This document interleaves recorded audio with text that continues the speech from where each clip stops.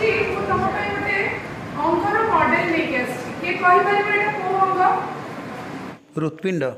मटी यार नाम छै हृत्पिंड एहा हम शरीर रे कोन कार्य करता है किए कहि परिबो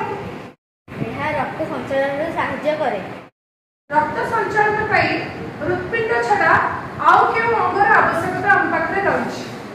रक्तवाहिनी रक्त संचालन पई हमको दुईटी जिनसर आवश्यकता अछि गोटे होछि रक्त वाहिनी आ गोटे होछि हृत्पिंड ताले ए जो रक्त वाहिनी काहा को कह जाय रक्त संचालन पई हम शरीर रे किछि रक्त नळी अछि जो माने को मिसे कि हमें रक्त वाहिनी बोली कहिता ए रक्त वाहिनी गुडी को केते भाग रे विभक्त करा जायछि एहा को तीन भाग रे विभक्त करा जायछि धमनी शिरा एवं रक्त कैसिका धमनी शिरा एवं रक्त कैसिका ये पार्श्वस्थ चित्र रे हमें बुझी पाइबा। अच्छा पार्श्व रे दिया जायतिबा चित्र रे दुईटी रंग पिले देखा जायछि गोटे होछि नील वर्ण आ गोटे होछि लाल वर्ण लाल रंग आ नील रंग आम शरीर रे कोन दुई प्रकार रक्त पिले प्रवाहित होछि ना दुई प्रकार रक्त प्रवाहित हुए नाही। अच्छा ये चित्रटी काई कराई छि ताले आमे जानी बारे सुविधा होबा पई जे को रक्त नली देई केउ प्रकार रक्त जाए सेथि पई आमे एहा को दुईटी प्रकार कलर करिछ। वर्तमान आम पाखरे थिबा ए जो रक्त नली नील वर्ण कलर देखा जाउथबा रक्त नली रे दूषित रक्त जाय था दूषित रक्त कोन कहि जाय काहा को दूषित रक्त बोली कह जाय ना जेउ रक्त रे अंगारकाम्लर परिमाण अधिक थाए ताकू कहा जाए दूषित रक्त सेही परि भाबरे लाल कलर देखा जाउथबा रक्त नली एहा विशुद्ध रक्त बोली कहा जाए एथिरे अम्लजानर परिमाण अधिक रक्त कैसिक नली गुडी को कोष ठारू दूषित रक्त नबा एवं विशुद्ध रक्त कोष पर्यंत पहुंचीबारे सहायता करथांती। सेही परि भाबरे शिरार कार्य कोन ना शिरा आम हृत्पिंड मध्य को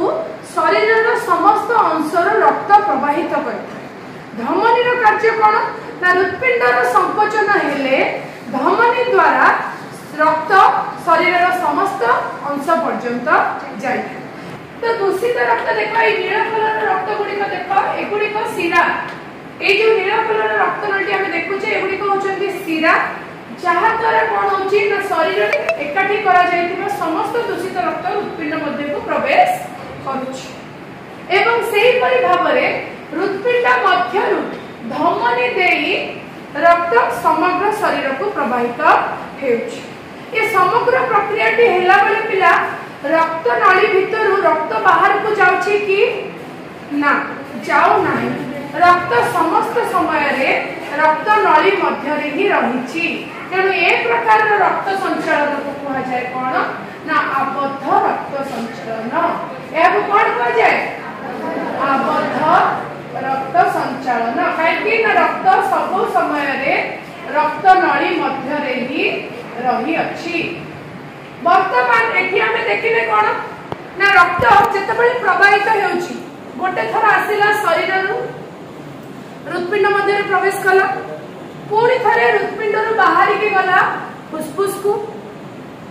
रु बाहरी के आसिला हृत्पिंड को पुणी थरे गला कोडे शरीर तेनु आम शरीर रे गोटे थर रक्त प्रवाहित हेला बेलकु हृत्पिंड रे केते थर प्रवेश कला गोटे थर प्रवाहित हेला बेलकु दुई थर हृत्पिंड मध्य दे प्रवाहित हे जाउची सेति पई ए प्रकार रक्त संचालन को आमे द्वैत रक्त संचालन मध्य कहिथाउ तेनु आम शरीर रे हेउतबा रक्त संचालन को आमे कोन कहउछु ना द्वैत रक्त संचालन। हृत्पिंडर अवस्थिति हृत्पिंड केउ थारे अछि प्रथमे देखो हृत्पिंडर अवस्थिति रे प्रथम जिंस होछि हृत्पिंड वक्ष गह्वरर मध्य स्थल रे अछि। हृत्पिंडर अवस्थिति फर्स्ट पॉइंट एहा वक्ष गह्वरर मध्य भाग रे अछि दुई फुसफुस रा मझी रे एवं मध्य छदार ऊपरे सामान्य वामकु हृत्पिंड अवस्थित। वर्तमान हमें जानिबा हृत्पिंडर आकार हृत्पिंड केड़े बड़ हृत्पिंडर साइज कौन हृत्पिंड जड़े वयप्राप्त व्यक्तिर हृत्पिंडर लंब हेउची प्राय 12 सेंटीमीटर ओसार हेउची 9 सेंटीमीटर एवं ओजन हेउची 250 रु 300 ग्राम एहार रंग कौन ना रंग हेउची माटिया लाल। तो अच्छा ये मॉडल टी को मुझे खोली की देखिबी हृत्पिंडर ये मॉडल भीतर हमें देखि परिबा हृत्पिंड भीतर पिटे 4टी कोठरी अछि 4टी प्रकोष्ठ रहिछि ए जो ऊपर दीटा का प्रकोष्ठ अछंदी ए व्हाइट व्हाइट कलर देखाउ छै एठी गोटे याकू कहा जाय अलिंद एवं तळे थिबा कोठरी जोड़ाक याकू कहा जाय निलय प्रकोष्ठ। अच्छा एटा कोन प्रकोष्ठ दक्षिण अलिंद। अच्छा ए प्रकोष्ठटी अच्छा ए प्रकोष्ठटी एवं एटी ठीक अछि।